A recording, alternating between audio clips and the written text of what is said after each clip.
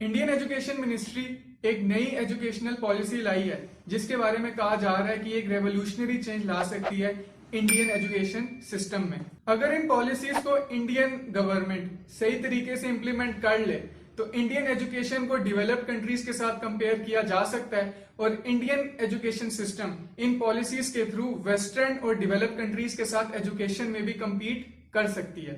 आज की इस वीडियो में हम डिस्कस करेंगे इस एजुकेशनल पॉलिसी के इंपॉर्टेंट पॉइंट्स को और बात करेंगे कि कैसे पाकिस्तान इस पॉलिसी से सीख कर अपना एजुकेशन सिस्टम भी इंप्रूव कर सकता है।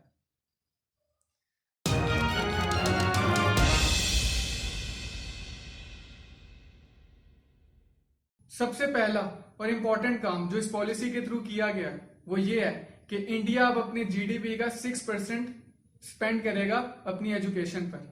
इस पॉलिसी से पहले जो इंडिया अपने एजुकेशन पर स्पेंड करता था वो उसके जीडीपी का 3% से भी कम था। अगर आप बाकी डेवलप्ड कंट्रीज देखें जैसा कि डेनमार्क, नॉर्वे या फ्रांस, तो वो अपने जीडीपी का ऑलमोस्ट इतना ही परसेंटेज यूज करते हैं एजुकेशन बजट के लिए जितना कि अब इंडिया करेगा इस पॉलिसी के आने के बाद। अगर आप पाकिस्तान का एजुकेशन बजट देखें तो पाकिस्तान अपने जीडीपी का 2.9% स्पेंड करता है एजुकेशन पर, जो कि बाकी डेवलपिंग कंट्रीज से भी कम है। पाकिस्तानी एजुकेशन सिस्टम क्लास 10 के बाद अपने स्टूडेंट्स को 3 ग्रुप्स में डिवाइड कर देता है, यानी कि साइंस, आर्ट्स और कॉमर्स। अब प्रॉब्लम ये है कि अगर कोई स्टूडेंट एक ग्रुप को चूज करता है तो वो दूसरे ग्रुप के सब्जेक्ट्स नहीं पढ़ सकता। अब यानी कि मैंने खुद एफएससी में साइंस सब्जेक्ट्स चूज किए थे, लेकिन मुझे हमेशा से इंटरेस्ट रहा था इंटरनेशनल रिलेशंस में भी और सोशियोलॉजी में भी, लेकिन क्योंकि मैंने साइंस ऑप्ट की हुई थी तो मैं ये सब्जेक्ट्स नहीं पढ़ सकता था। अपने कंट्री से ज्यादा मुझे ये समझने और पढ़ने में मजा आता था कि बाकी कंट्रीज के दरमियान क्या चल रहा है।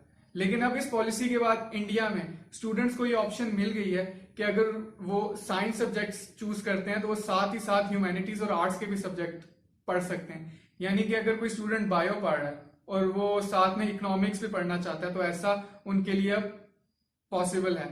और साथ ही साथ अगर कोई सोशियोलॉजी पढ़ रहा है और वो फिजिक्स पढ़ना चाहता है तो वो ये सब्जेक्ट भी ऑप्ट कर सकता है। तो मेरे ख्याल से इस पॉलिसी का सबसे बेहतरीन पॉइंट यही है। इससे ये होगा कि स्टूडेंट्स के माइंड डाइवर्सिफाई होंगे। और वैसे भी एक बड़ी फजूल बात मशहूर है कि जो डल स्टूडेंट्स होते हैं वो आर्ट्स की तरफ जाते हैं। तो मेरे ख्याल से अब ये जो बात है ये भी अब खत्म होना शुरू होगी और जो इंडियन पेरेंट्स हैं उनकी तरफ से अब कोई प्रेशर नहीं होगा अपने स्टूडेंट्स पे कि वो सिर्फ साइंस ही पढ़ें। पाकिस्तान को भी अपनी एजुकेशन पॉलिसी में इसी तरह की कोई चीज इंट्रोड्यूस करनी चाहिए जिसके अंदर स्टूडेंट्स के पास ऑप्शन हो कि वो कोई भी सब्जेक्ट पढ़ सकते हैं बगैर किसी ग्रुप को चूज किए। यानी कि ग्रुप इस चीज के दरमियान नहीं आना चाहिए कि अगर कोई स्टूडेंट बायो के साथ सोशियोलॉजी पढ़ना चाह रहे हैं तो उसके पास ये ऑप्शन अवेलेबल होनी चाहिए। इंडिया ने वोकेशनल ट्रेनिंग देने को भी सीरियसली कंसीडर करना शुरू कर दिया है। वोकेशनल ट्रेनिंग में और जॉब्स जैसा कि प्लम्बिंग, पेंटिंग, वेल्डिंग या मैकेनिक इस तरह की जॉब्स करवाई जाएंगी। इसकी ट्रेनिंग दी जाएगी स्टूडेंट्स को और साथ ही साथ 6 क्लास के बाद बच्चों को इन और जॉब्स की प्रॉपर इंटर्नशिप्स भी करवाई जाएंगी। देखा जाए तो एक बहुत ही अच्छा स्टेप है अपनी यूथ को स्किलफुल बनाने के लिए। और साथ ही साथ अगर आप वेस्टर्न कंट्रीज के साथ कंपीट करना चाहते हैं तो वोकेशनल ट्रेनिंग बहुत ही इंपॉर्टेंट साबित हो सकती है इस काम में। अगर पाकिस्तान में देखा जाए तो इन जॉब्स को बहुत ही एक तरह से निचले दर्जे की जॉब्स समझा जाता है और वोकेशनल ट्रेनिंग पे कोई भी तवज्जो नहीं दी जाती, जबकि वेस्टर्न कंट्रीज में ऐसा नहीं है।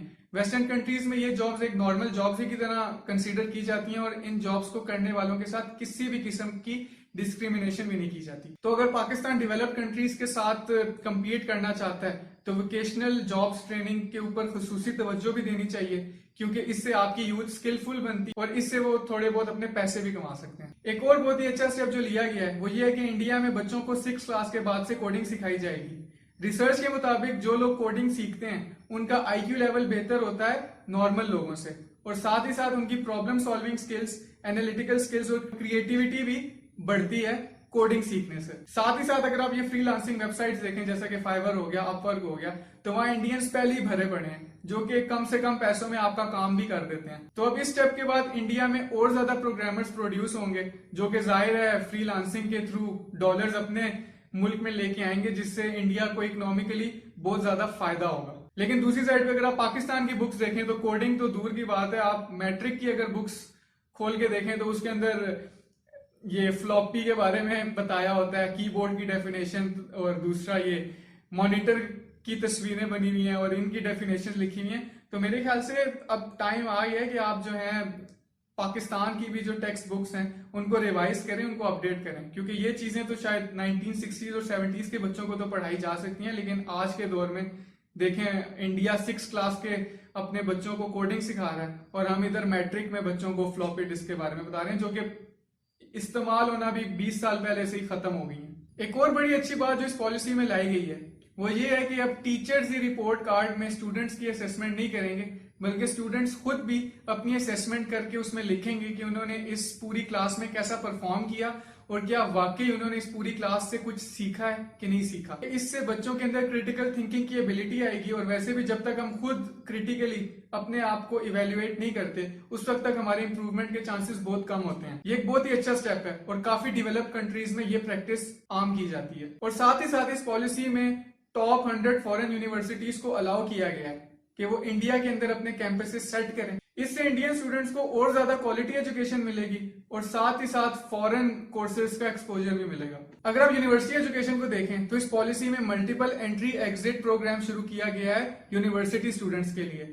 जिसके मुताबिक अगर कोई स्टूडेंट किसी एक डिग्री में एडमिशन लेता है और उसे 1 या 2 सेमेस्टर्स के बाद अंदाजा होता है कि वो ये डिग्री नहीं पढ़ना चाहता, तो वो अपने क्रेडिट ट्रांसफर करवा सकता है दूसरी डिग्री में। ये एक बहुत ही अच्छी बात है और ये वेस्टर्न कंट्रीज की यूनिवर्सिटीज में भी ये बात फॉलो की जाती है। अब पाकिस्तान में ऐसा कोई वे आउट नहीं है कि स्टूडेंट अपनी डिग्री चेंज कर ले अपने पैसे और टाइम वेस्ट किए बगैर, क्योंकि अगर फॉर एग्जाम्पल कोई बंदा किसी और डिग्री में एडमिशन लेता है लेकिन कुछ सेमेस्टर्स बाद 1 साल बाद उसे अंदाजा होता है कि वो ये प्रोग्राम नहीं पढ़ना चाहता, तो उसके पास सिर्फ यही ऑप्शन होगा कि वो शुरू से दूसरे प्रोग्राम में एडमिशन ले और सारे का सारा फीस स्ट्रक्चर उसी तरह ही चलेगा और उसको वही सब्जेक्ट्स दोबारा रिपीट करने पड़ेंगे। साथ ही साथ इस पॉलिसी के मुताबिक अगर कोई बंदा यूनिवर्सिटी में अपने फर्स्ट ईयर में ड्रॉप आउट होता है तो उसे सर्टिफिकेट मिलेगा, अगर वो सेकेंड ईयर में ड्रॉप आउट होता है तो उसे डिप्लोमा सर्टिफिकेट मिलेगा, इसी तरह अगर वो 3rd ईयर में ड्रॉप आउट होता है तो उसे बैचलर डिग्री मिलेगी और अगर वो 4th ईयर में ड्रॉप आउट होता है तो उसे बैचलर रिसर्च डिग्री मिलेगी। ये इंफॉर्मेशन थी मेरे पास।